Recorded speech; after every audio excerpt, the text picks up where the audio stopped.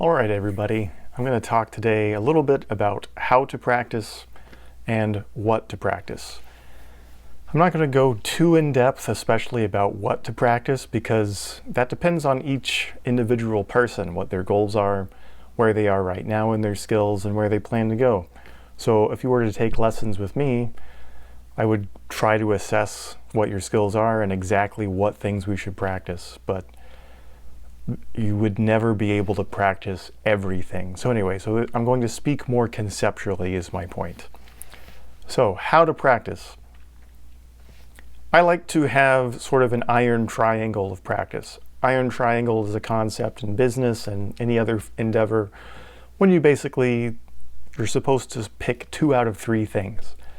So I modify that a little bit and I say that you should always be playing effortlessly when you practice, meaning you should not have any excess tension in your body anywhere. But then you should pick 2 out of these 3 things. So you should play entirely, you should play at tempo, or you should play perfectly. Pick 2 out of 3, and that will help narrow your focus and allow you to practice most efficiently. Another quick word of advice is take breaks between small practice sessions. Rather than having one marathon session, split it up into small chunks and take breaks in between. You should also take breaks even after just playing the same example for many times. This allows your muscles to relax and the blood to flow normally. If you practice the same 4-measure phrase over and over and over, at least in my experience, I will get to the point where my muscles kind of stay in a tense state as if I were just squeezing something rather than actually moving my hands, and it makes it very difficult. And if I take a brief break and then come back and play the same thing again, it might feel much easier. So take breaks between shorter practice sessions and even take breaks between multiple attempts at the same phrase.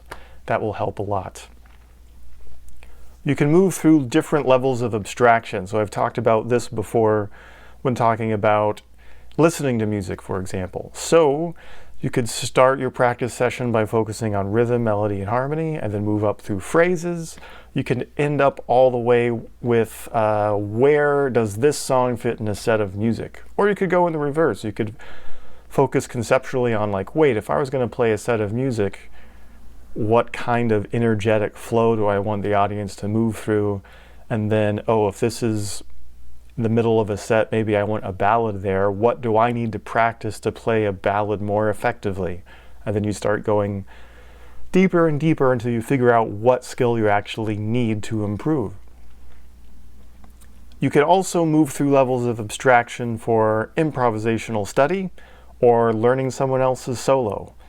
So for example, the lowest level could just be the physical technique. Then it could move from there to imitable musical behaviors. That's what most people call licks. Then you could move to coherent music making, such as phrases and form, and then on to performance, like an entire solo, and then to something more conceptual, like music theory concepts or artistic statements. So that's pretty much it, as that's pretty much all I have to say about that topic. So just to quickly wrap up, I would say how to practice. Think about the iron triangle. Always try to play effortlessly and then pick 2 out of 3 things that you always keep track of. Play entirely, play at tempo, play perfectly. You can't really do all 3 things at once. Try to do 2 things at once and keep moving around that space. Take frequent breaks, move through levels of abstraction. More importantly, just understand what level you're focusing on right now. Because a lot of people, myself included, will get into a loop where you make a mistake and then you practice that, then you move on, and then you make another mistake. And then you're not really sure, well, am I learning the song, or am I learning a phrase, or if I'm learning this lick from a solo? It's pick something that you really want to focus on right now and just do that. Narrow your focus. Okay, so now let's talk about what to practice. The most basic way to explain this is just think of it as, how do I organize my practice session?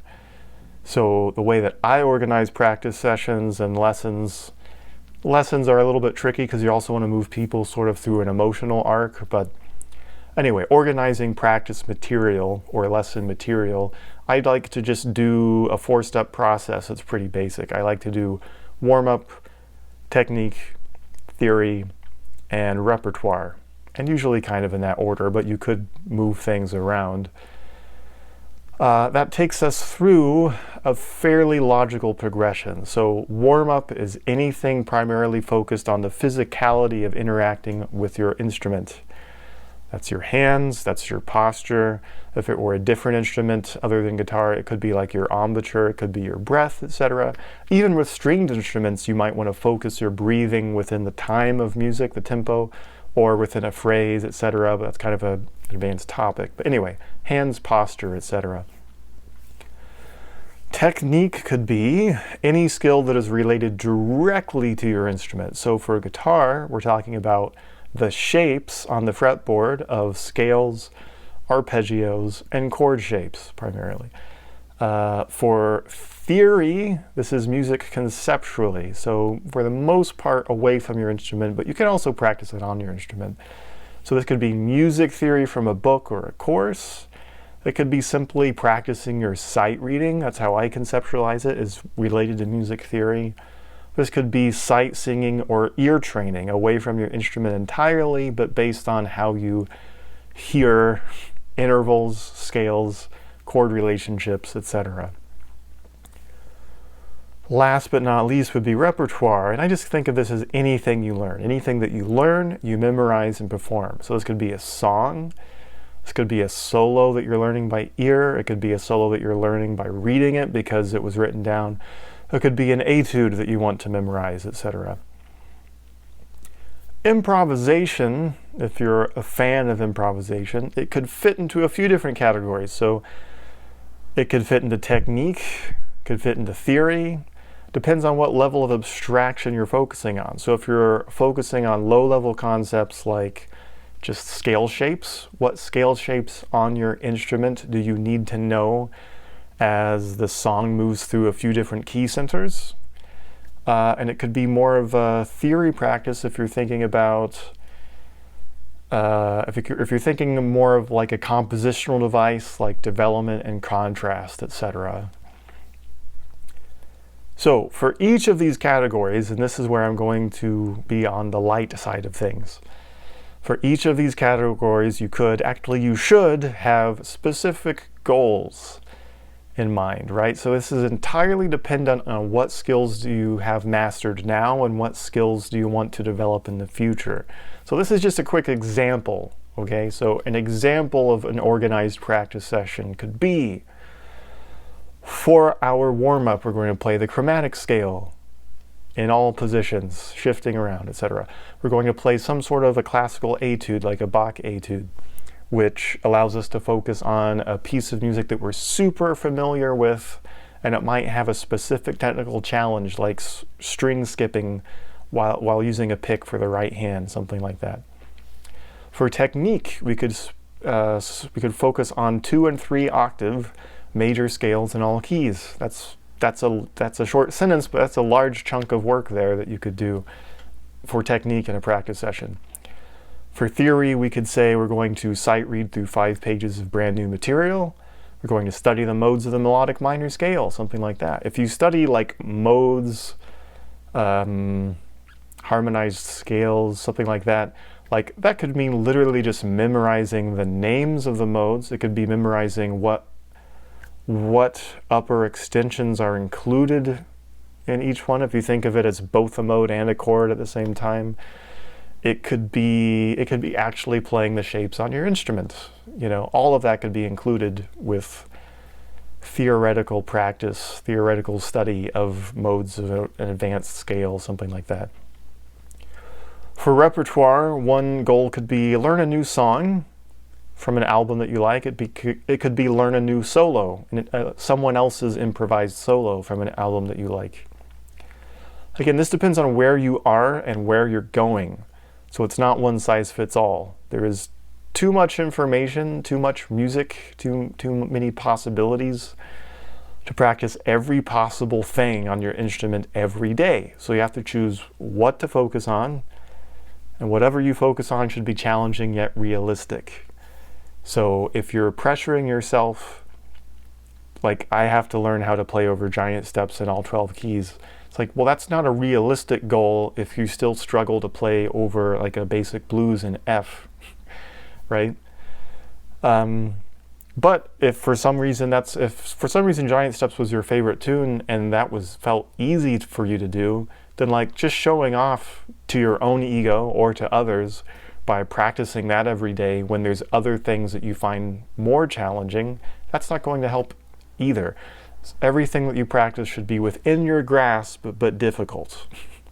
Hopefully that makes sense. So to wrap up, what to practice. You can organize it in many different ways. This is just the way that I like to do it, which is warm-up, technique, theory, repertoire. Warm-up is the physicality, mostly focused on your body, hands, posture, etc. Technique is focused on the instrument, so like scale, chord, and arpeggio shapes and relationships. Theory is focused on the concept of music, conceptualizing it, so sections from a book or a course, sight reading, sight singing, ear training, things like that.